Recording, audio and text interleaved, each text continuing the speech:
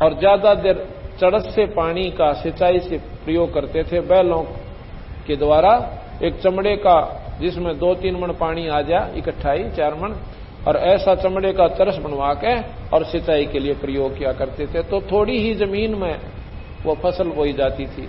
परमात्मा बारिश कर देता था तो ज्वार बाजरे वैसे हो जाते थे, ऐसी वहां पर थी। बाकी फसल जमीन खाली रहती थी। एक दिन 10 वर्ष की आयु में सन 1727 में फागुन का महीना था, द्वादशी का दिन था। सुबह सुबह 12, 10, 11 बजे, क्योंकि फागुन उतरते फागुन में तकरीबन गर्म से दिन आ जाते हैं, थोड़े थोड़े दिन में थोड़ी बहुत ऐसे धूप सी सुहान लग जाती है, थोड़ी तेज भी लग जाती है। तो वो क्या किया कि सारे पाली से उस दिन गर्म दिन था, उस एक जांटी के पेड़ के नीचे पाली बैठ रहे थे, गऊ चर रही थी। इतने में उन्होंने देखा कि एक भक्त राह चालता एक संत आने लग रहा है। वो कौन था? वो भगवान कबीर साहब थे। कबीर साहब टोपी सिर पे और छोटी छोटी दाढ़ी और धोती और कुर्ते में। ये कबीर साहब काशी के अंदर 120 वर्ष रह करके विक्रमी संवत 1575 में काशी के अंदर हजारों व्यक्तियों के सामने अपने शरीर को फूलों में परिवर्तित करके और अपने सतलोक धाम को चले गए थे। 1575 सन 1518 219 वर्ष के बाद वही शक्ति, वही परमात्मा कबीर साहब दोबारा छुड़ाने में आते हैं, अपनी सब शक्ति से प्रकट होकर आके बैठ जाते हैं उन पाड़ियों के पास। पाड़ी पूछने लगे, भाई कहां से आ रहे हो, कहां जा रहे हो? और फिर कहने लगे कि आ जाओ भोजन पाओ भाई, राह चालते।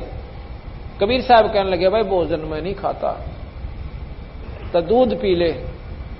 पहले अतिथि सेवा बहुत होती थी। राह चलते ने हाथ जोड़कर प्रार्थना किया करते थे, भाई खाने का समय, भोजन खा के जाइए। ऐसा ही बच्चों में संस्कार पड़ा हुआ था। तो वो कहने लगे, भाई दूध पी लेता है, दन्यू तो हम जान कौन जा। तो वो कहने लगे, कबीर साहब बोले, भाई एक बात करो, दूध तो मुझे पिला नहीं सकते। अकिया कैसे की आपने? हमारा बाल्टी ठोक दिया दूध की, 150 गाय हैं, कम से कम 50 दूध दे हैं। कबीर साहब ने बोले, इन गायों का दूध मैं ना पीऊं भाई। और किसका पीवे? उस बच्चिया का दूध पीऊं जो आज तक नए दूध भी ना हुई, रेक में भी ना ब्याई हो, कंवारी बच्चिया हो। वो पाड़ी ने बोले, फिर तो तुम मजाक करते हो, आप दूध पीने की आपने नीत कोई ना, अगनावे कति नीत से। अगर ऐसी बच्चिया का दूध पिला सकते हो तो दूध पी लो। गरीबदास जी खड़े हुए, हर एक बच्चिया का कान पकड़ जाए, गले में जेवड़ी सी वैसे उसकी पकड़ के और कबीर साहब के सामने खड़ी कर दी। कहने लगे, महाराज जी देखियो, या छोटी सी बच्चिया दूध क्यों कैसे देगी? ना इसका बच्चा है, ना या कदे ब्याई है। कबीर साहब ने बोले, ये तुम्हारा लस्सी का बर्तन है ना, मटका छोटा सा, इसको साफ कर लाओ।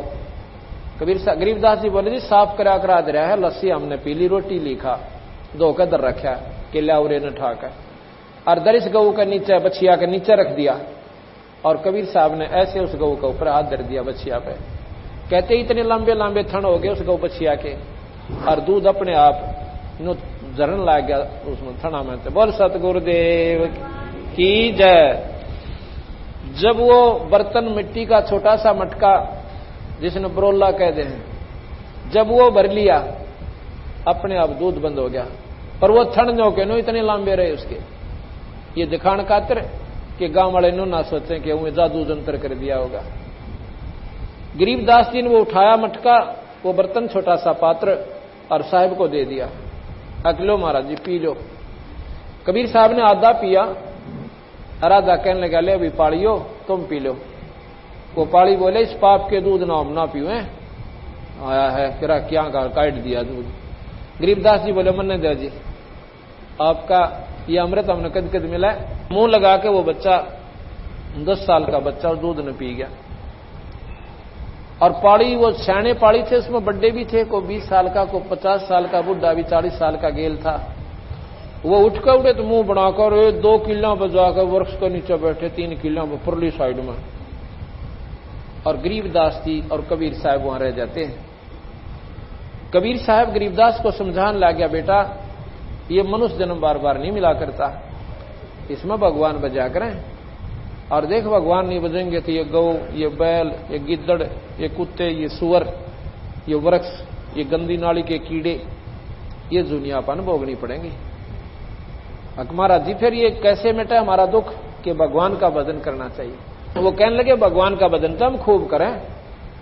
कैसे करते हो कि सुबह उठा ना अपने माँ बाप को कहते हैं राम राम, और कोई मिलता रास्ते में उसको भी कहते हैं राम राम भाई राम राम। कहने लगे नो नहीं भाई, राम राम कोई जपने का अक्षर नहीं है। अकोर जी अक नहीं, राम राम जैसे कोई बीमार ने नो कह दे भाई दवाई खाओ, दवाई ले ले भाई, दवाई ले दवाई ले।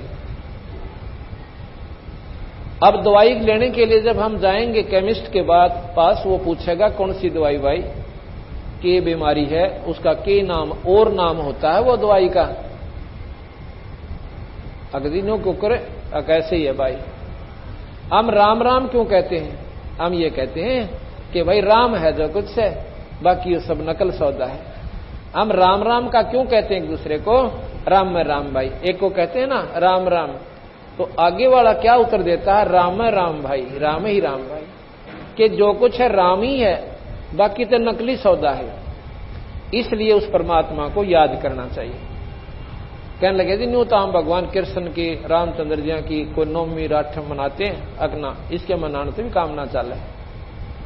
ये तो एक वैसे आपको याद कि जो जैसे कृष्ण जन्माष्टमी, राम नवमी, ये तो उस परमात्मा की याद का प्रतीक है, आत्म कल्याण नहीं इससे। तो कहता है जी हम और के जपा मंदिर में चले जाते हैं भगवान शिव जी के, में फलाने गांव में सदुलेड़ा में वह माथा टेक का उसमें पानी चढ़ा दें, भले पुरुष पत्थर की मूर्ति पर पानी चढ़ाने तक आत्म कल्याण होया करे। आप पर मूर्ति बना ली, आप पर भगवान बना मान लिया, परमात्मा अपने अंदर से बेटा। और इस प्रकार नाम से प्राप्ति होगी। अब इसे बूंदे शरीर में इसमें तो महाराज जी हाड मांस लो थूक बेस्टा ढीड, इसमें भगवान की तो था। गरीबदास जी प्रश्न करते हैं, बंदी छोड़ कहते हैं कबीर साहब, जैसे हाड चाम की देह में अमृत दूध सरवंत, और गरीबदास गठपिंड में भाई ऐसे है भगवंत। जैसे गऊ में वो शरीर है हाड और मांस का, और देखो उसमें दूध भी उसका मांस है भाई, कितना अमृत दूध निकलता है। इसी प्रकार जिस प्रकार वो प्रक्रिया गऊ में हुई, पहले वह नए दूध हुई और फिर उसको बच्चा हुआ और फिर दूध की बाल्टी ठोकने लाएगी, ठीक इसी प्रकार पूरे संत की शरण में जाइए, उससे नाम लीजिए, और नाम इस प्रकार तेरे घट में वो परमात्मा प्रकट कर देगा, नाम बिना नहीं होगा। तेनू बोला जी ठीक से भगवान विष्णु और शिव जी का नु कहते हैं वहां लोग बहुत बढ़िया हैं, महाराज जी मैंने वो नाम दे दो जो मैं वहां चला जा। गरीबदास जी महाराज को कबीर साहब ने बताया कि कोट जन्म तन भरमत हो गए, कुछ ना हाथ लग्या रे, तो कुकर सोकर खरबा बोरे कौआ हंस बगारे। कोट जन्म तू राजा की ना मिटी ना मन की आशा, और भिक्षक हो तू दर दर हांडा तो मिला ना निर्गुण रासा। इंद्र कुबेर ईश की पदवी ब्रह्मा वरुण ध्रुमराया, तू विष्णुनाथ के पुर को पहुंचा और फिर उल्टाए आया। कोट जन्म तन मरत्या हो गए जीवित क्यों ना मरे रे, और 12 मद महल मठ बोरे बहुर ना दे धरे रे। दोजक भीष सभी तय देखे राजपाट के रसिया, और 3 लोक से तरपति नाही ये मन भोगी खसिया। सतगुरु मिले तो इच्छा मेटे पद मिल पदे समाना, और चल हंसा उस लोक पठाऊं जो आज अमर स्थाना। 4 मुक्ति जा चंपी करती माया होरी दासी, और दास गरीब अभय पद पर से भाई मिले राम अविनाशी। कहते हैं ये विष्णु के लोक में तो करोड़ों बार जा लिया, और स्वर्ग में असंख्यों बार जा लिया, इंद्र का राजा भी तू हो लिया, यहां पर राजा हो लिया, देवराज इंद्र तू बन लिया। भैया बिरान मिटी ना मिटी, जन्म मरण नहीं मिटा तुम्हारा। आका महाराज जी, या तो गीता जी में बताओ लिख रखी है। एक पंडित जी सुनावा था, एक दिन मैं बैठ गया थोड़ी देर उसके पास, उसमें भगवान कहता है कि अर्जुन जन्म मरण ना मिटा भाई, तेरे मेरे गणे जन्म हो लिए। तो महाराज कबीर साहब कहते हैं कि भाई फिर इस साधना का लाभ भी क्या हुआ, जब बड़ा बिरान मिटी ना मिटती। एक बार स्वर्ग चले गए, फिर नरक भोग लिया, फिर 84 के धक्के खाओ। फिर कहने लगे महाराज जी फिर वह साधना कौन सी है जो या जन्म मरण मिटे, कि वह मैं बताऊं भाई। जैसे महाराज ने बताया कि सतगुरु मिले तो इच्छा मिटे, पद मिल पदे समाना, और चल हंसा उस लोक ले जाऊं जो आज अमरस खाना। जो कदे ना खत्म हो वो सत्य लोक है, जो कभी नाश में नहीं आता। तो गरीबदास पूछे हैं कि महाराज जी क्या ब्रह्मा विष्णु महेश आदि के लोक ये समाप्त हो जाएंगे या स्वर्ग नष्ट हो जाएगा, ये पृथ्वी नहीं रहेगी? कति नहीं रहा भाई। खुद गीता जी में भगवान कृष्ण ने लिखा है कि कल्प के अंत में ये महाप्रलय होगी, ना ब्रह्मा का लोक रहे, ना विष्णु रहे, ना शिव का रहे, और सब भूत प्राणी इस प्रकृति में लीन हो जाएंगे। दोबारा फिर सृष्टि रची जाएगी, ये दोबारा फिर या बिरानमाटी शुरू हो जाएगी। गरीबदास शास्त्रों में लिखा है कि 14 इंद्र मर जाते हैं जब ब्रह्मा की एक रात होती है, और 14 इंद्र फिर मर जाते हैं जब ब्रह्मा का एक दिन होता है। एक इंद्र की आयु 72 चौकड़ी युग, 72 चौकड़ी, एक चौकड़ी 4 युग की, सतयुग, त्रेता, द्वापर और कलयुग, ऐसी 72 चौकड़ी युग एक इंद्र राज करता स्वर्ग का। और 14 इंद्र मर गए 1008 चतुर्युगी या ब्रह्मा की एक रात, और इतना दिन।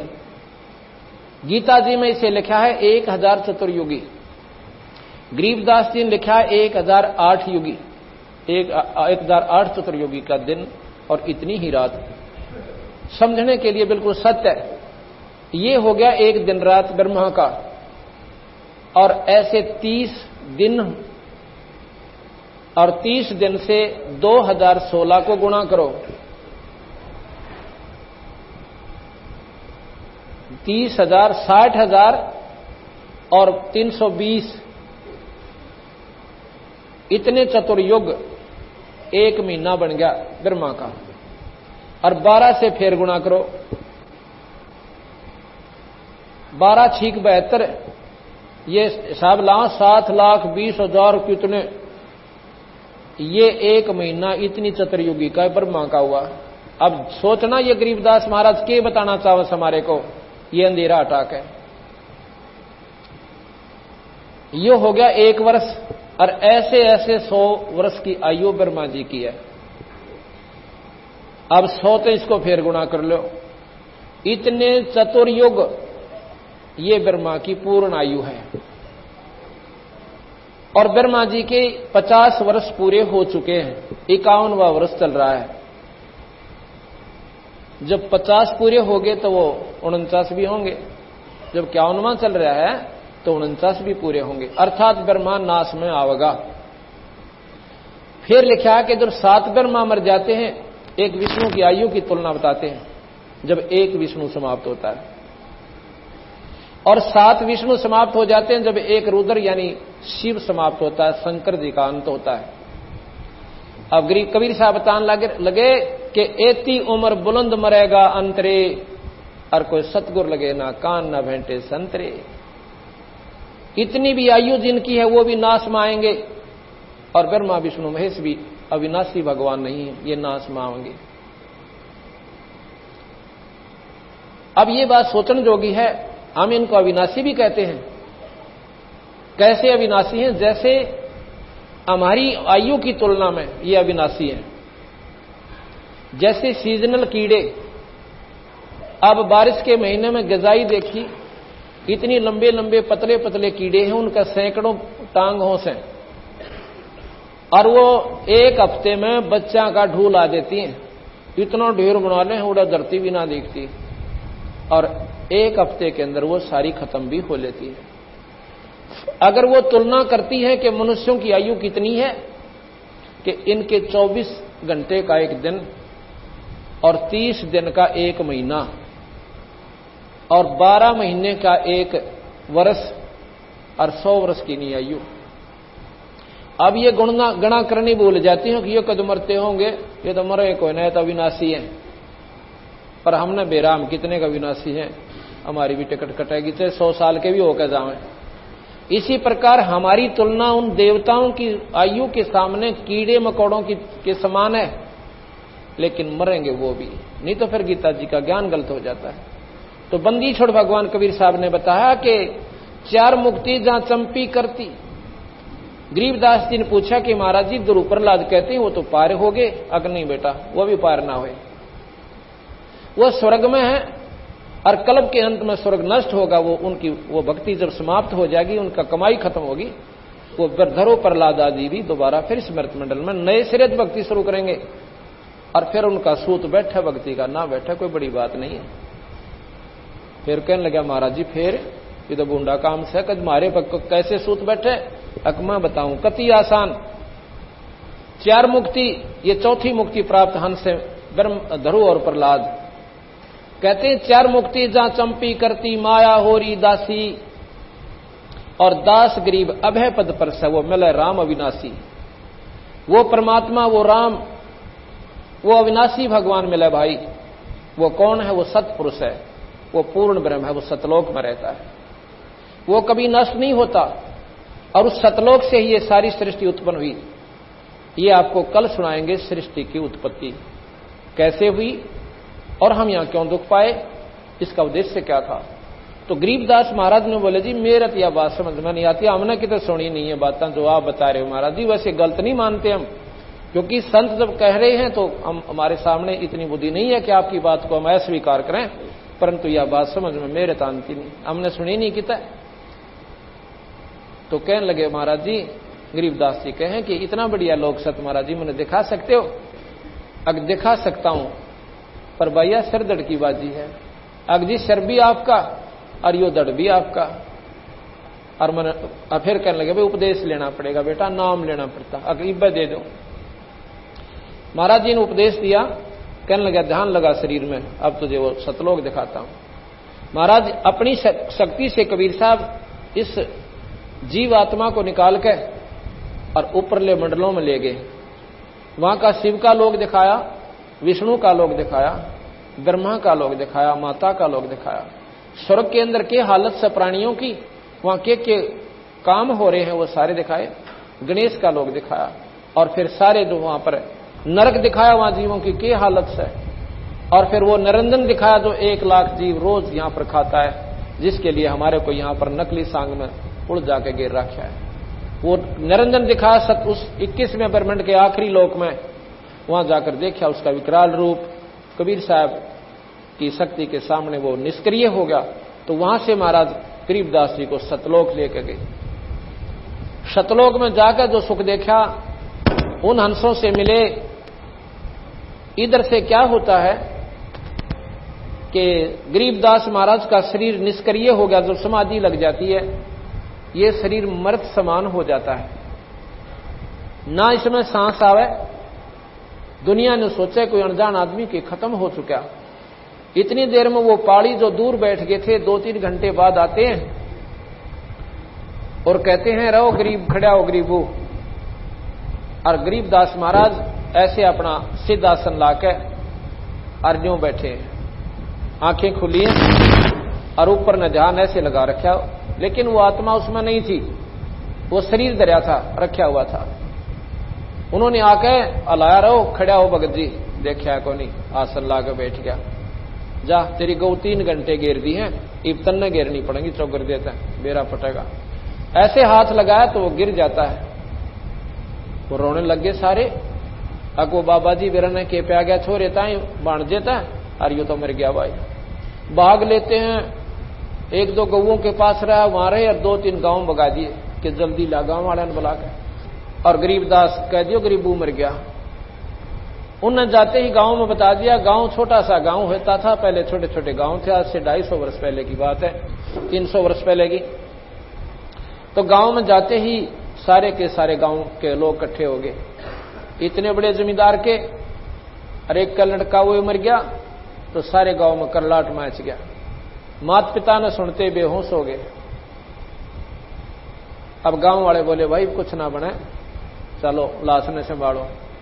तो सबको लेने के लिए बलराम जी को होश में लाए, उसकी मां को भी होश में लाए और समझाया भाई ये तो होनहार से ना कोई रहा ना कोई रह पावे, अब तो इसका अंतिम संस्कार करना ही पड़ेगा। रोते पीटते वहां पर चल पड़ते हैं। वहां पर गए, लड़के का जो शव पड़ा हुआ था वहां उसकी अर्थी बनाई और फिर वहां से जनाजा लेकर चल पड़े। गांव में लाए, उधर से करोथा में संदेशा भेजा कि ऐसे ऐसे वो लड़का आपका गुजर गया है, क्योंकि भाईचारा उनका यही था, वहां तो अकेला ही परिवार था। घोड़ा पर 2-3 व्यक्ति आए, 1 घंटे में आ लिए और 1 घंटे में वापस लेकर 2-4 व्यक्तियों को मौजूदों को उनके घर वालों को चले गए। शाम का समय हो गया, 5-6 बजे से जो है अंतिम संस्कार करना चाहा। चिता का ऊपर गरीबदास जी के शव को रख दिया और अग्नि लगाने की चेष्टा ही कर रहे थे, इतने में वो सारी लकड़ी ऐसे हिलने लगी और एकदम जो महाराज जी के ऊपर बंधन बांध रखे थे रस्से उस अर्थी पे अपने आप टूट गए और बंदी छोड़ गरीबदास जी सत साहिब कहते हुए खड़े हो जाते हैं, बोल सतगुरुदेव की जय। और उठ के वो क्या बोलते हैं, ना तो किधर भाई ने पछाने, ना पिताजी ने और ना ही माता को, ये बाणी बोलने लगे। गांव वाला ने सोचा भाई छोरे के वो दूध दाद पिलाया था ना उस बिना ब्याही हुई बच्चिया का, और वो बाबा जी को मंत्र पढ़ कर पिला गया इसको, ये बावड़ा हो गया।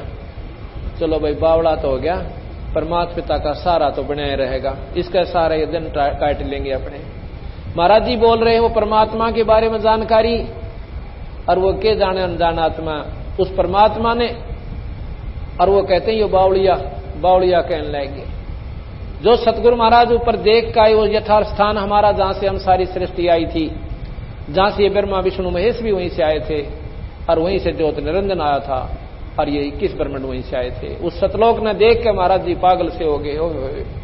हमने सपने भी ना थे भगवान कौन है और हम कहां तक की साधना करके किस प्रकार तंग पाते थे। इस प्रकार कई वर्षों तक, 2-3 वर्ष तक ऐसे ही पागलों की तरह यह वाणी बोलते रहे और ऐसे उनकी आंखें चढ़ी रहे जैसे फिलोसफर होते हैं। एक दिन क्या हुआ कि दादूपंथी एक महात्मा गोपाल दास सेठ था, लाला जी, लेकिन वो संत बन गया था। संत कैसे बनते हैं, हमारे पंथ में संत को घर छोड़ने नहीं बनते। वो 60 साल की आयु में था, बच्चों की शादी करके, नाम बचपन से ले लिया था, 15 साल की आयु में बच्चों की शादी करके निश्चिंत हो गया। चौथे आश्रम में अपना घर में रहता भी था और बाहर भी जाके समय स्थान पर कबीर साहब के बारे में जानकारी देता था, क्योंकि दादू साहब स्वयं कबीर साहब के शिष्य हुए हैं। उनको भी ऐसे ही मिले थे दादू साहब को जैसे गरीबदास जी को आके मिले थे। तो वो संत जब आया तो गांव वाला ने सोची भाई संतां के द्वारा दी गई फटकार संत काट सके। उसके पास जाते हैं कि महाराज जी ऐसे ऐसे हमारा एक छोरी का छोरा है और उसका बेराना किसी संत ने के फटकार मार दी, वो तो बावड़ा हो गया और वह छोरी रो रो कर लाल आंख कर रही से अगिया कौन बड़ी मरी गया। एक तो संतान हुई अरियो की तजोगा भी कोई ना के जानो में बोली आत्मा उस परमात्मा को। अब लाल की परख तो जोरी करे, अनजान आदमी तो नहीं उठा के भगा दे पत्थर समझ के। तो वो कहने लगे अभी लाओ मेरे पास, कोई ऐसी बात है तो मैं अपनी कोशिश करूंगा। जब उसके पास ले आए गरीबदास को, बैठा दिया, बैठ जा बेटा, बैठ गया। हाँ कौन था वो और किसने पिला दिया तेरे को ये गंदा दूध? महाराज जी बोले ऐसे ना को महाराज जी, वो परमात्मा थे, भगवान आए थे स्वयं। कौन थे? अलल पंख अनुराग है सुन मंडल रह थीर और दास गरीब उधारी है मोहे सतगुरु मिले कबीर। कबीर साहब का नाम मिला सुनते ही, और वो तो लगे रहे बाणी बोलन खातर। डटे को ना बंदी छोड़ कभी गरीबदास जी। वो दादूपंथी 60 साल का महात्मा उस 10-12 साल के बच्चे के मुंह का न देखे, न बोला रे बड़ी दुनिया, ये तो भगवान बोल रहा भाई, इसमें तुम क्या कहते, ये बावड़ा हो गया, बावड़े तो तुम सोचो, जानते कोई ना इसके बारे में। उठ कर वो 60 साल का महात्मा और गरीबदास जी चल पड़ता है उसके पीछे पीछे, हाथ जोड़ के कहता है महाराज जी ये वाणी लिखवा दो, महाराज जी ये वाणी लिखा दो, ये कलयुग के जीवों के लिए उद्धार का कारण बनेगी। तीसरे दिन वो महात्मा से गरीबदास बोलते हैं, कहने लगे गोपाल दास अगर ये सारी लिखा तो लिखवाऊं, कहते बीच में छोड़ कर भाग जा, अकना जी सारी लिख दूंगा। कहने लगे चल, बडबेरी का बाग था उनका, गांव से 2-4 किले की दूरी पर जैसे बनी होता था उसमें एक बहुत बड़ा जांटी का वृक्ष था। पहले उधर जांटी ज्यादा होती थी। उस जांटी के पेड़ के नीचे बडबेरी के बेर में बाग में, और गरीबदास जी बोल रहे हैं, वो 60 साल का महात्मा विद्वान, वो लिखा है। ये सारी की सारी वाणी लिपिबद्ध की गई। 6 महीने में ये लेखन कार्य पूरा हुआ। साहेब गरीबदास बोल रहे हैं और वो दादूपंथी लिख रहे हैं। आज ये संतों ने हमारों ने इसको प्रिंट करवाया। इसमें गरीबदास महाराज ने 4 वेद, 6 शास्त्र, 18 उपनिषद, 11 उपनिषद, 18 पुराण और महाभारत, गीता, भागवत, रामायण ऐसे ढंग से चित्रित कर रखी है कि तुलसीदास की रामायण भी फिक्की लग जावे। ऐसे ढंग से, ऐसे मार्मिक ढंग से इन्होंने, लेकिन थोड़े ही शब्दों में पूर्ण वर्णन दे दिया। और साथ में उस पूर्ण परमात्मा सतपुरुष सतलोक की प्राप्ति का भी जानकारी इसमें पूर्ण ढंग से दी। ये क्यों लिखी इन्होंने कि कोई न्यू ना सोचे कि गरीबदास महाराज ने इन शास्त्रों का ज्ञान कोई ना था। पंतांजलि का योग शास्त्र उस अनपढ़ महात्मा ने, गरीबदास महाराज ने, भगवान ने ऐसे ढंग से लिख रखा कि योगी सिर मारते हैं, क्योंकि वह स्वयं ईश्वर थे। उन शरीर के अंग अंग छाण के इसमें लिख रखे हैं। एक 104 साल के महात्मा योगी रामानंद जी महाराज जी, और बहुत तगड़े शास्त्रों के जानने वाले, उनके साथ योग मार्ग को ऐसे ढंग से चित्रित कर दिया कि वो 104 साल का महात्मा और कबीर साहब के 5 साल के बच्चे के पाया में पड़ गया। कबीर साहब के, अब कबीर साहब और गरीबदास जी, ये 2 दिन आपको ये नाम सुनने को मिलेंगे। और साथ में एक पात्र होगा ज्योत निरंजन, जो आपके लिए कति नया होगा। ये तीनों अक्षर आपके लिए नए होंगे। और बाकी हमारे 3 पात्र और होंगे, ब्रह्मा विष्णु महेश, ये आपके सुने सुनाए होंगे। इनकी महिमा भी आपको ज्यों की त्यों बताई जाएगी, जो कि आज तक हम शास्त्रों में पढ़ते और सुनते आए। इन्होंने क्या किया है कि इन शास्त्रों का निष्कर्ष निकाला और यह भेद दिया कि ये 3 लोक के भगवान से भाई ब्रह्मा विष्णु महेश, यही शास्त्र बता रहे हैं। लेकिन 3 लोक की क्या साधना है और किस विधि से श्रेष्ठ साधना इनकी आप कर सकते हो, जो अन्य आप साधना करते हो वो मुक्ति की नहीं है। ना शिवलोक प्राप्त कर सकते, ना विष्णु लोक प्राप्त कर सकते, और ना ही आप आत्म कल्याण करा सकते। इन भगवानों की साधना भी आप गलत करते हो। आप क्या करते हो, जैसे अभी बताया था कि तीर्थ पर जाते हो, मंदिर में मूर्ति बनाकर उस पर पानी डाल देते हो, वहां भगवान नहीं से भाई। ये धोखा तुम्हारे साथ अनजानपने में किया हुआ से। किसी पूर्वज हमारे अनपढ़ होते थे, किसी अनजान से वो पूछ रहे थे ज्ञानी विद्वान से कि भगवान कैसा होता है महाराज। 1 बार पूछा, 2 बार पूछा, उसने सोचा ये तो कान खा लेंगे। उस विद्वान ने केकरा कि भगवान विष्णु का साधक था, तो विष्णु जी की मूर्ति बना के, जैसा भी वो अपने दर्शन करता था उसके अपने नाम साधना से, वो आकृति मिट्टी की बना दी और फिर वो रख दी कि भाई ऐसा है वो मेरा भगवान। ये भगवान विष्णु के 4 भुजा बना दी, हाथ में शंख गदा चक्र दे दिए, और यो सब भाई इसने माथा टेक, मैं इसकी आदर करता हूं। आदर के लिए स्वयं माथा टेकते थे वो संत, और उनको भी बता दिया कि भगवान ऐसा हो सब भाई। और फिर उसकी पूजा शुरू हो गई। फिर वह पत्थर की बन गई। उस पत्थर की मूर्ति पर पानी चढ़ने लग गया, पतासे चढ़ने लग गया, उसको भोग लाने लग गया। महाराज के ये तो उनको इसलिए बताया था परमात्मा ऐसा होता है, लेकिन उसको पाने की विधि ये नहीं है कि उस मंदिर में पानी डालने जाओ। जैसे बच्चा स्कूल में पढ़ता है, उसको दिखाते हैं आका आम, आका आम, अक्षर की जानकारी और साथ में आम का चित्र। अब बच्चा उसने बार बार देखा और फिर आम खाना चाहे, क्योंकि आम के गुण का ज्ञान बहुत मीठा होता है, फलों का राजा होता है, शरबत से भी मीठा होता है, तो खाने की इच्छा वो चाहे तो कैदा खोल के बैठ जावे, आम खाऊंगा। और कोई जानकार जिसने है वो कहा बेटा इसमें आम को ना, ये आम नहीं है इसमें, अग्नि ये आम है। मारे गुरुजी बताया करते हो आका आम, ये तो मूर्ति दिखाई तेरे को भले पुरुष, यो किसने बहका दिया? आम तो मंडी में मिला है और जेब में 20 रुपये हो और जब मिला है, इस कैदे में आम नहीं है। इसी प्रकार पत्थर में परमात्मा, उस मंदिर में भगवान नहीं है, वहां उसका चित्र है। उसने 100 बार देख सकते हो और लाख बार देख सकते हो, आदर भी कर सकते हो, पर आत्म कल्याण को ना। जिस प्रकार आम खाने के लिए जेब में पैसे हो और मंडी में जाकर आम नाम से पुकारे, आपको पैसे के बदले में वो आम मिले। इसी प्रकार संतों के पास जाओ, आपने नाम ने दे और नाम की तुम कमाई करो और उस धन के बदले में वो परमात्मा के जो गुण तुम गाया करते थे, सुना करते थे, वो आपको आभास हो और फिर वो परमात्मा के गुण आपके सामने खड़े हो जा, आपने सुख मिले। यह बात ही समझ में ना आती, ले बताए मूर्ति की पूजा का खंडन कर दे। खंडन क्या किया? कि तो यथार्थ बता दी कि इसमें ऐसे है, किसी भी ने आज तक मूर्ति पूजा करके भगवान पाया हो नहीं। कोई कहते हैं कि फलाने ने पत्थर में दूध पिला दिया था, उसने अपनी कमाई भक्ति से पिला दिया था, तुम पे आगे दिखाओ। उस नाम की कमाई से उस मालिक ने आप इसमें प्रकट कर सकते हो, इसमें प्रकट कर सकते हो। जैसे प्रहलाद ने लाल खंभे में प्रकट कर लिया, क्या वह पूजा करने जाता था? क्या मंदिर में पानी डालता था? पर अमंदे हुए बैठे से वह अनदान साधना न जल्दी कर ले। गरीबदास जी महाराज कहते हैं पीतल ही का थाल है, पीतल का लोटा, एक मांझ दो का पीतल का थाली ले ली और उसके ऊपर लोटा धर लिया पानी का जल भर के। अन्य कहते हैं जड़ मूर्त को पूजते आवेगा टोटा। आध्यात्मिक मार्ग में फेल हो जाओगे तुम और गधे की जूनी में जाओगे, लग 84 होगे। पत्थर कहते हैं पीतल चमचा पूजिए जो थाल परोस है, और जड़ मूर्त किस काम की मत रहियो भरोसा है। अब बताओ इसमें खंडन क्या कर दिया? सच्चाई है तो ढूंढो भगवान उसमें है, या हम बताएं आप नाम लो आपको भगवान दिखाएं? कहीं तो ठिकाना हो। तो इसलिए भाई सच्चाई सच्चाई रहती है।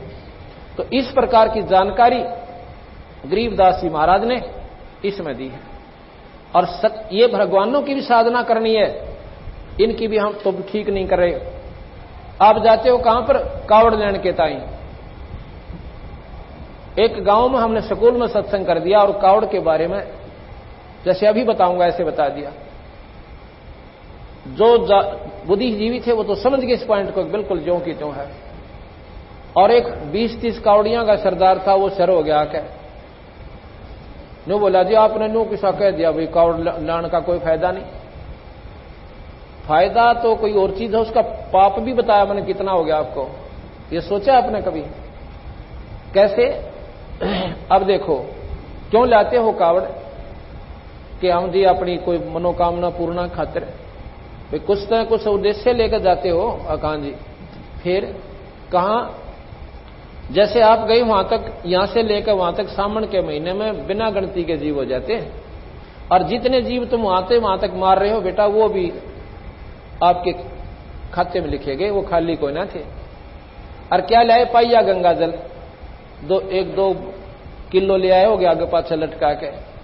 ये भगवान शिव के लोक तक गंगा आती है और वो भगवान शिव जी पाइया गंगा जल का प्यासा कोई ना, वो भी कभी नहीं प्रसन्न इन कामों से जो तुम कर रहे हो। ये गलत साधना आपकी। बोला यूं क्यों करे? अभी बताता हूं।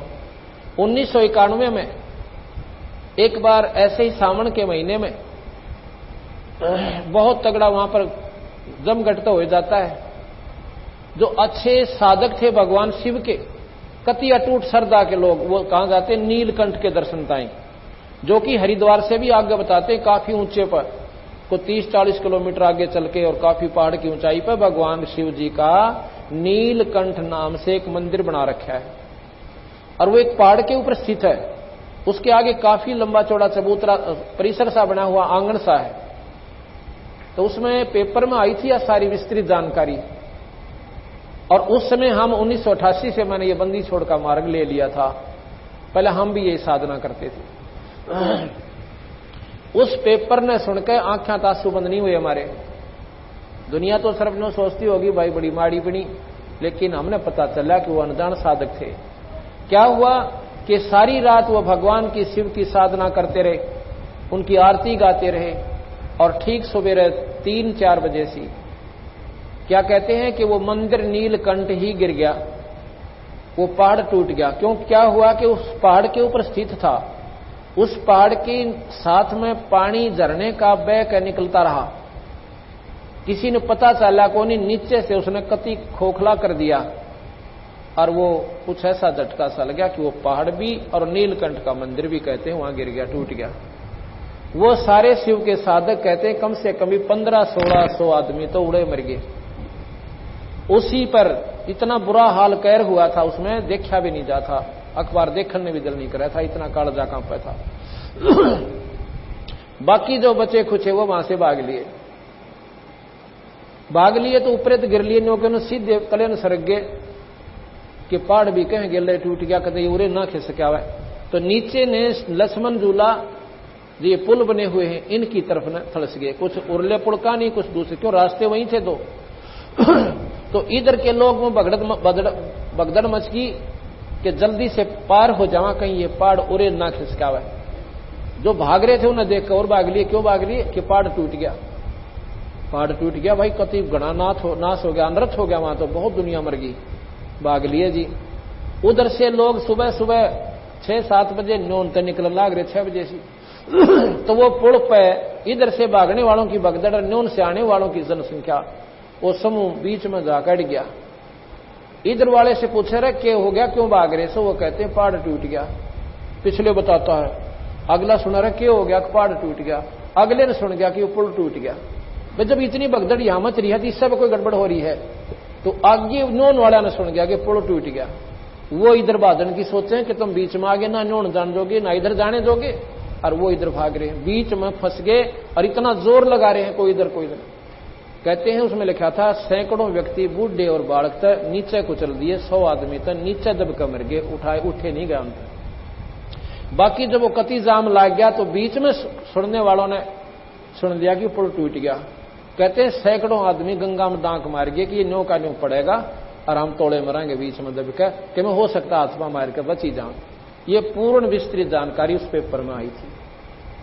अब भगवान गरीबदास महाराज की वो बात मेरा रह के याद आवा है कि गलत साधना से भगवान शिव जी विराजी को ना अमरनाथ की यात्रा पर गई थी वो श्रद्धालु आत्माएं जो भगवान शिव के दर्शन खातिर गई थी, और वहां पर के कहर हुआ था, बर्फ में दबकर मर गए सैकड़ों हजारों व्यक्ति।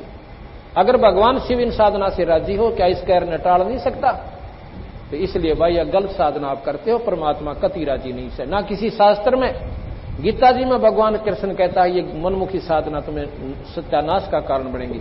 अब ना तो हम गीता जी को मानते और ना ही रामायण के उस नाम के ऊपर आधारित के कलयुग केवल नाम धारा सुमर सुमर नर उतरो पारा, वो भी छोड़ दिया। मेरे जैसे ननजान ने क्यों मेरा बता दिया, उसको पाछा बाज लिए।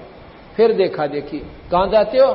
कि कावड़ लाऊंगा मैं भी लाऊंगा। फिर उसने नौकंगे 2 जोड़ा करते हैं, और डरा दिया, जोड़ा ना करे तो मर गया। क्यों? एक कबर मार ले से इंसान वाण जान में। फिर नौका भाई 4 लाओ जब गणा फायदा, अगला गेड़ा करना कितने जाएंगे? तो महाराज जी कहे बैठ के बदन तक कराना जाता, और ये कोड़ी खुबात में गाटा जोड़े बैठे थे। उससे भी ज्यादा लाभ आपको एक नाम से मिल जाए तो जरूरी है उस कावड़ को लाना। तो वो 20-30 आदमी और बैठे थे वहां पर। फिर उन्होंने कहा भाई देखो सोचने जोगी बातें हैं, वो अपने अनाड़ीपने से तो इसको स्वीकार करो या इसका अस्वीकार करो, वो तुम्हारी अपनी मौत से। पर किसी शास्त्र में दिखा दो इस साधना का कितना प्रमाण होता मान लेंगे। और गीता जी में भगवान कहे है कि मनमुखी साधना आपका सत्यानाश का कारण बनती है, ये तुम्हें लखचौरासी में ले जाती। बताओ, ना तुम गीता जी को स्वीकार करते और गीता जी की महिमा गाओ देश गणी, तो निरी महिमा तो बात नहीं, उसका अनुसरण आपने करना पड़ेगा।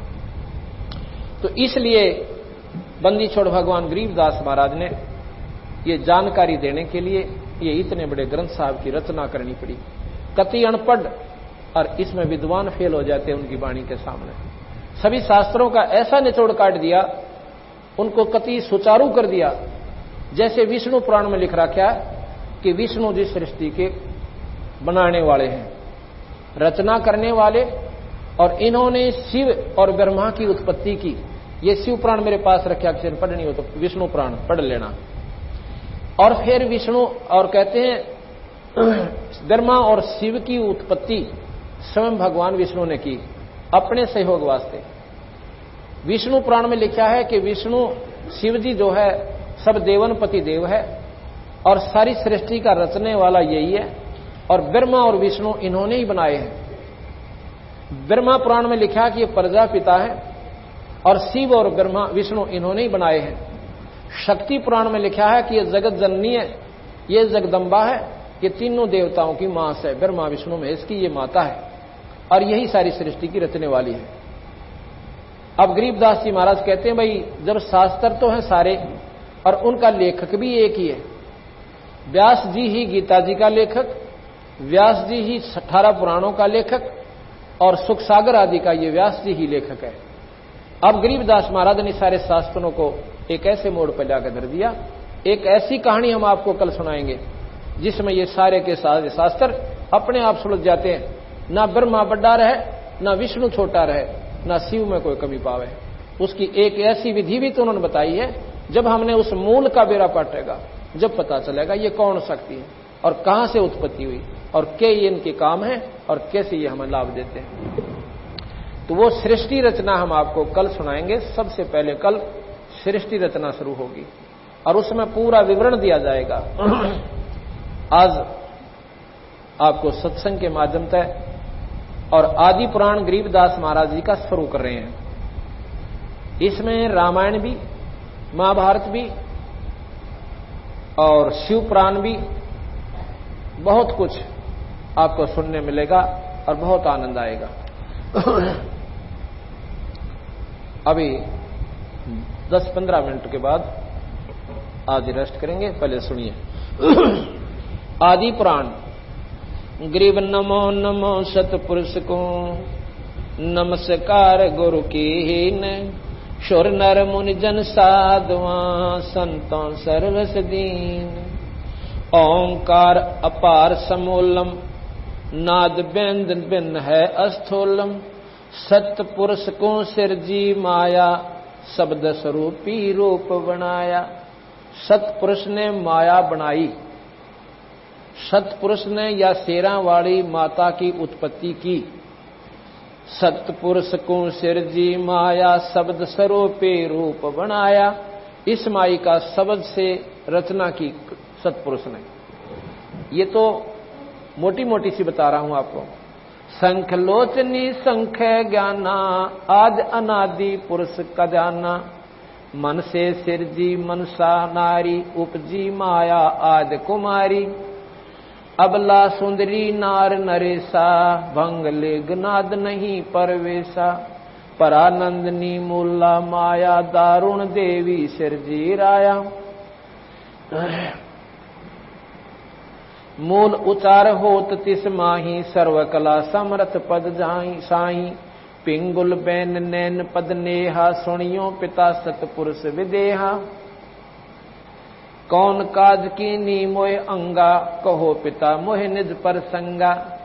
ये माया जब सतपुरुष ने बनाई, इसने पूछा कि हे पिताजी अब मुझे बताओ आगे क्या काम है और किसके साथ किसके पास मैंने जाना है।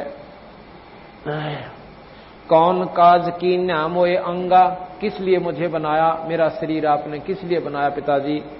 कहो पिता मोह निज पर संगा, कहा पुरुष जद बचन विचारी। कीर्ति लोक रचो संसारी, बोले पुत्री अति अधीना। कौन पुरुष हमरे संग दीन्या। के कहते हैं कि किस पुरुष के साथ मुझे भेज रहे हो ताकि मैं सृष्टि की उत्पत्ति करूं। रजगुण सतगुण तम गुण संगी, अक्षण में रचा तब शब्द त्रिभंगी। के कबीर साहब ने ये 3 गुण और 5 तत्व 3 गुण इस माई को दे दिए, रजगुण सतगुण और तमोगुण। गरीब त्रिभंगी तीनों कला, ब्रह्मा विष्णु महेश। सतगुण रजगुण तमोगुण, ये घट घट में परवेशो। सतगुण विष्णु जी हैं रजोगुण ब्रह्मा है और तमोगुण शिव है। कहते हैं इस माया ने इन तीनों की उत्पत्ति की। कैसे की? पुत्री मस्तक शीस न माया, अंजन मंजन लेप चढ़ाया, रैसी माया बदन विनोदम, ज्ञान ध्यान उपजे परमोदम, बटक बीज पिंडल विस्तारा, इंद्री 5 25 लारा, मन गुण कर्म शान सब दीन्या, रजगुण सतगुण तमोगुण बीन्या, कमल नैन कमलापति रानी, 14 भवन भरे जल पानी, कलप करी जद मूला माया, ता पानी में अंड उपाया, जलमिल करण कमल पर संगा, कमल माही जलमिल किरण कमल पर कास्या, कमल माही ब्रह्मा का बासा, ओंकार बीज उत्पाती, उपजे ब्रह्मा सत के नाती, दंड कमंडल ब्रह्मा लाए, योग 36 कमल भरमाए, जुग 36 धरे जा ध्याना, भंवर गूंज में भया दीवाना, तप तप ब्रह्मा वचन सुनाया, ब्रह्म रोह शिक्षा पद पाया, किलियम मूल मंत्र मन माला, ओम शब्द रचे चित्रशाला, कच्छ मच्छ कूर्म और शेषा, धौल धरणी की न्या परवेशा, चंद्र सूर तारायण तेजम, लोक दीप फुलवाड़ी सेजम। के उस माया ने किस प्रकार ये लोक आदि बनाए, वो अब विस्तृत जानकारी देंगे। ये तो वाणी सुना रहा हूं आपको। शरजे ब्रह्मा विष्णु महेशा, ओंकार की या परवेशा, शेष नाल जद ब्रह्मा आए, मंत्र भेद दिया गौराए, ग्रीव मूल मंत्र निज शब्द है, जाका ये विस्तारे, अंत कोट ब्रह्मंड है, रचे जो सर्जनहारे, 184 रूप लखाया, ऐसा ध्यान धरा मन माया, किन्नर भूत पिशाचर दाने, स्वर नर मुनिगण गंधर्व जाने, इंद्र कुबेर वरुण धर्म राया, एक शब्द में सकल उपाया, शेषा नारायण पद पर से, अचराचर हृदय में दर्शे, अष्टकुली पर्वत पाषाणम, अष्टपदवी नाग बखाना, 900 नदी 89 नाला, 18 भार रचे बनमाला, 3 कोट तीर्थ गए नारा, सुन सागर का वार न पारा, स्वर्ग मृत्यु पाताल बनाए प्रथम स्वर्ग मृत्यु पाताल बनाया, प्रथम पूज गणेश्वर राया, माता कह सुनो रे पुता, तुम जोगी तीनों अवधूता, त्रिगुण रूप धरा जद माया, ब्रह्मा विष्णु महेश बुलाया, मोको वरो पुत्र त्रिपुरारी, मैं हूं माया आदि कुमारी, तीनों पुत्र कहते हैं बाता, कौन पुरुष है तुमरा माता, रहनी गहनी जाकी बतलाओ, सुन माता हमें पिता लखाओ, बोले माया आदि कुमारी, हमरा वचन सुनो त्रिपुरारी। त्रिपुरारी 3 लोक के मालिक। पृथ्वी ऊपर धरे न देही, गगन मंडलम वो पुरुष विदेही, माता आदि ज्ञान गौरावे, पिता तुम्हारी दृष्टि नहीं आवे, ग्रीव पिता पुरुष परमात्मा, निर्वाणी नीतंते, पुरुष विदेही आदे है, नाम गाम नहीं पंथे, मैं अष्टंगी हूँ सत्य स्वरूपा, अंत कोट गुण ज्ञान अनूपा। माई कहती है कि मैं अष्टभुजा की अष्टंगी हूं और अंत कोटों के ब्रह्मांड का अनंत कोट गुण ज्ञान अनूपा, यानी मेरे जो शक्ति है, मेरे अंदर जो गुण है वो सबसे ज्यादा है। ओम आदि बीज फल मोरा, श्यावत्री लक्ष्मी भई गौरा, ब्रह्मा विष्णु महेश्वर वरिया, पुत्री पुरुष किए नर हरिया, ब्रह्मा विष्णु महेश्वर साथा, माता ही का राख्या नाता, जाकू देख जगत सब भूला, एक अग्नि एक चूल्हा, अंधकार गुण किया परेरी, सोही माता सोई चेरी, सतपुरुष निर्गुण निर्बानी, संख कल्प युग जोग ध्यान, सतपुरुष निर्गुण निर्बाना, संख कल्प युग योग में ध्याना, संख कल्प युग गए बिहाई, ब्रह्मा समाधि अखंड लगाई।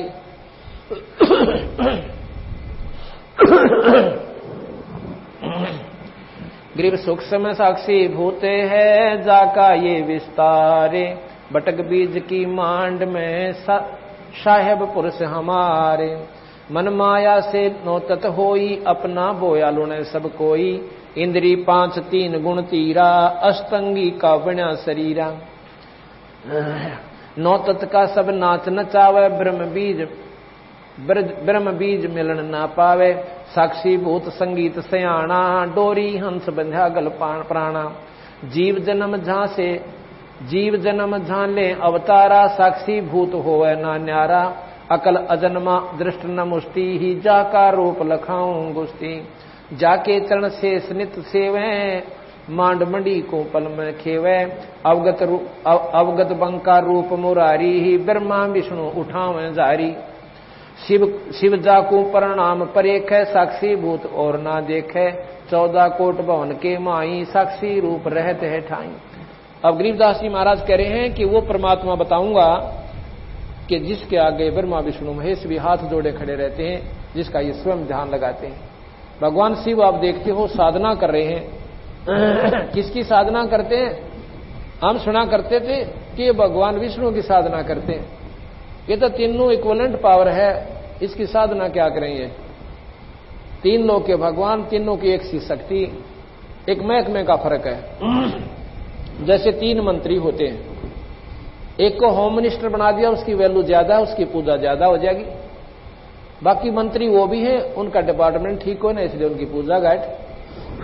इसी प्रकार ब्रह्मा विष्णु महेश ये तीनों भाई हैं और ये निरंजन के मंत्री हैं। इन तीनों को एक ही ड्यूटी दे रखी है, एक तो शरीर बनावे, एक पालन पोषण करे और एक हमें संहार कर दे।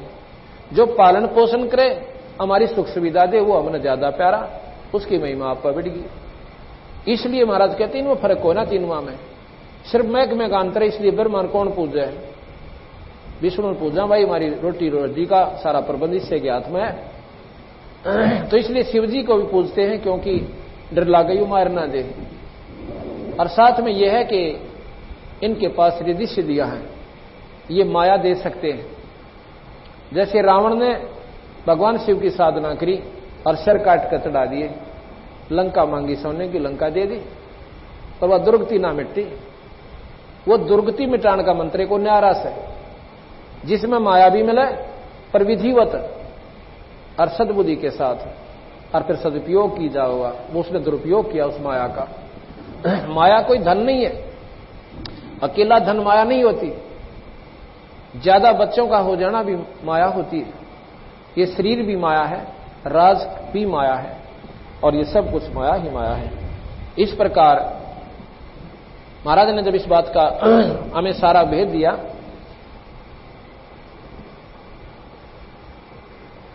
तो उन्होंने बताया कि ब्रह्मा विष्णु महेश ये 3 लोक के भगवान हैं। इन तीनों के कर्तव्य बता दिए, और इसमें ये बता रहे हैं कि जाकू शिव जाकू प्रणाम परेख, भगवान शिव भी जिसको नमस्कार करता है, और साक्षी भूत रहे नहीं देखे, 14 कोट भवन के माही, साक्षी भूत रहे सब ठाई। अवगत बंका रूप मुरारी, और ब्रह्मा विष्णु उठावे जारी। यानी उनसे ऊपर की एक शक्ति है। जैसे डीसी के सामने प्रधानमंत्री मुख्यमंत्री आ जावे, तो वो डीसी उस मुख्यमंत्री की अटैची पकड़ता है। लेकिन ये भी नहीं कह सकते डीसी में कोई पावर को ना, लेकिन उस मुख्यमंत्री का आगे वो बहुत छोटी शक्ति हो गया। और प्रधानमंत्री आ जावे तो मुख्यमंत्री वो डीसी वाला काम करे।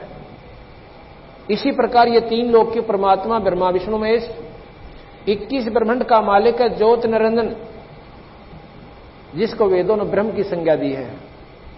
इससे ऊपर एक परब्रह्म शक्ति है जो 7 शंख ब्रह्मांड का मालिक है। नील पद्म शंख, 7 शंख ब्रह्मांड का मालिक वो परब्रह्म है, और असंख्य ब्रह्मांड का मालिक है वो पूर्ण ब्रह्म परमात्मा। रोज सुना करते कि ब्रह्म कभी पार ब्रह्म और कभी पूर्ण ब्रह्म।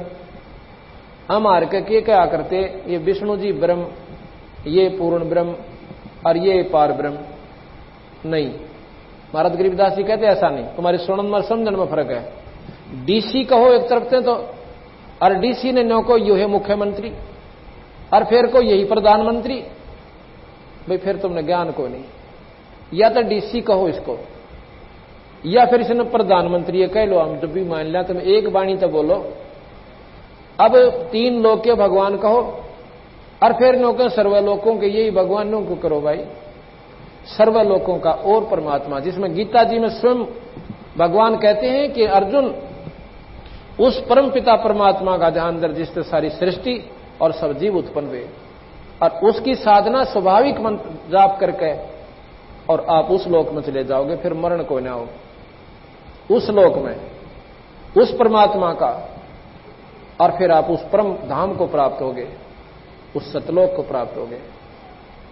तो इसी प्रकार यहां बंदी छोड़ने का रखा है कि उस परम पिता परमात्मा सत्पुरुष जो अनंत कोटि ब्रह्मांड का भगवान से जो पूर्ण ब्रह्म है और पर ब्रह्म भी है और ये ब्रह्म भी है। ब्रह्म से ये सारी उत्पत्ति हुई निरंजन से। ये सब जो कुछ भी बना हुआ मिट्टी और पृथ्वी ये जीव ये सारे ब्रह्म से बना, इस ब्रह्म ने बनाए, ज्योति निरंजन ने। क्यों बनाए? इसने 1 लाख प्राणी रोज खाने पड़ते हैं। मनुष्य 1 लाख जीव ये रोज खाता है। कैसे खाता है? इस शरीर को नहीं खाता, ये तो खोखा है ऊपर का। इसके माध्यम से दुष्कर्म करवाता, जितने ना कर सके ये प्राणी उतने करवा दे से, और फिर इसके माध्यम से सूक्ष्म शरीर के ऊपर इसका लेप जमाता है, और उस वासना को फिर तपस्या के ऊपर भून कर इस जीवन इतना गर्म कर दे, ये बेसुधी हो जाता है, और वहां ये मैल छोड़ता है उस सूक्ष्म शरीर के अंदर से, और फिर वहां से अपनी सिद्धि से उड़ा देता है। ये ब्रह्मंडों में से घूमता हुआ वापस आता है, ये ठंडे वातावरण में आकर फिर शुद्धि में आ जाता है। और इसने नो ना बेरा तू कहां गया था, ना इसे ये मालूम रहता कि तू पिछले जन्म में के था। धर्मराज के पास जाता है। इस निरंजन ने एक धर्मराज और बिठा रखा अपना न्यायकारी कि जैसे कर्म प्राणी करे इनको फल देता रहे। वो लेखा जोखा गरीबदास जी के वो न्यारा रह गया। फिर अपने कर्म अनुसार ये कभी पशु बने, कभी गधा बने, और कभी मनुष्य शरीर में जा। तो शरीर जीव मरता नहीं, ये अमर है, लेकिन ये मरणते भी गुंडा, कभी गधा बन गया, कभी कुत्ता बना, कभी कुतिया की जुनी होगी, कभी टांग कट गया, कभी कैंसर होगी। ये मनुष्य शरीर में कौन सुखी? किसी का एक लड़का था वो मर गया, किसी का जवान लड़की का पति मर गया, और 24 घंटे बूचड़ खाने में ये प्राणी अपने जीवन को बर्बाद करके चला जाता है। तो यहां ये बताना चाहते हैं बंदी छोड़ के ये निरंजन जो स्वरूपी निरंजन ये आपको धोखा दिए बैठे हैं, और साथ में इसने ब्रह्मा विष्णु महेश को भी धोखा दे रखा है, क्योंकि यथार्थ ज्ञान गुप्त कर दिया और इन गलत शास्त्रों का प्रचार, यानी अपने तक सीमित शास्त्र ही यहां पर प्रचारित करवा दिए। तो इस बारे में कल आपको सबसे पहले हम ये सुनाएंगे। आज सत्संग फिर होगा। आज थोड़े से हम लेट हो गए थे, इसलिए क्षमा चाहते हैं, बंद कर दें। जैसा कि अभी प्रकरण चल रहा था,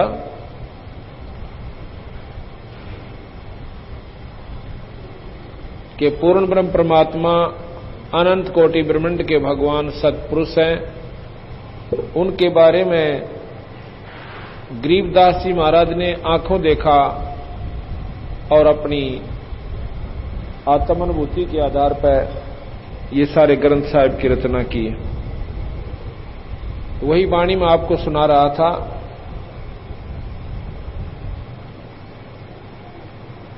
ग्रीव गगन मंडल में पुरुष है, दृष्ट मुष्ट से न्यारे, कोट ज्ञान से भिन्न है, पंडित करो विचार। श्वेत वर्ण सब साहेब शुभ रंगा, जा में उठे अनंत तरंगा। 5 तत्व के मैं 9 तत्व का, भेद लखावत हूं सब गत का। 9 तत्व के मैं 12 देवा, इंगला पिंगला मध्य परेवा। 12 मध्य गोष्ठ समाना, गोष्ठ माही राई परवाना।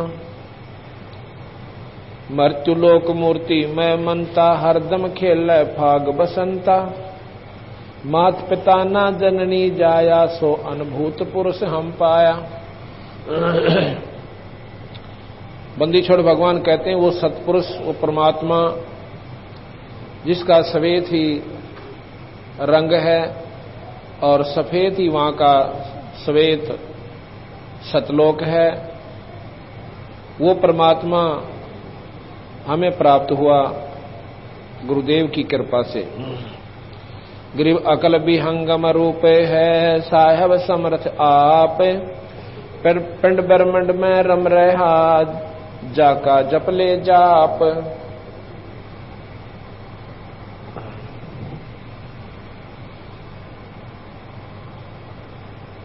जैसे गुड़ी उड़े सुन माही, खेल खिलारी डोर बंधाई। असमानी उद्गार उड़ावे, मंदा चल से नीचा आवे। कि सूरत का अभ्यास बताते हैं कि जिस प्रकार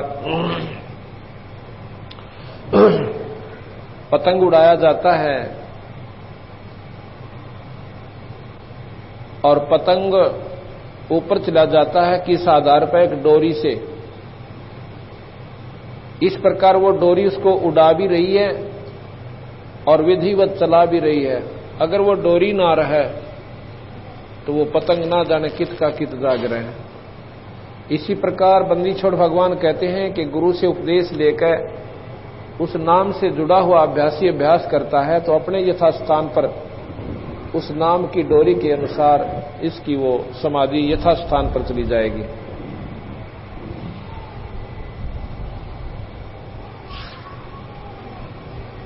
नाम की महिमा बंदी छोड़ बताते हैं कि पृथ्वीला प्रतीक्षणा देवा, तो इस मन का लखै न भेवा। सर्वाधिक में बैठे जाई, 14 भवन पलक फिर आई। सो तो मन के हाथ बेकाना, भौर बहे हैं शुक्र सवाना। जो लोग मनमुखी साधना करते हैं उनके बारे में बंदी छोड़ महाराज कहें, कोई तो तपस्या कर लेता है, कोई अन्य साधना करता है, ये सब मन ने इनको भ्रमित कर रखा है।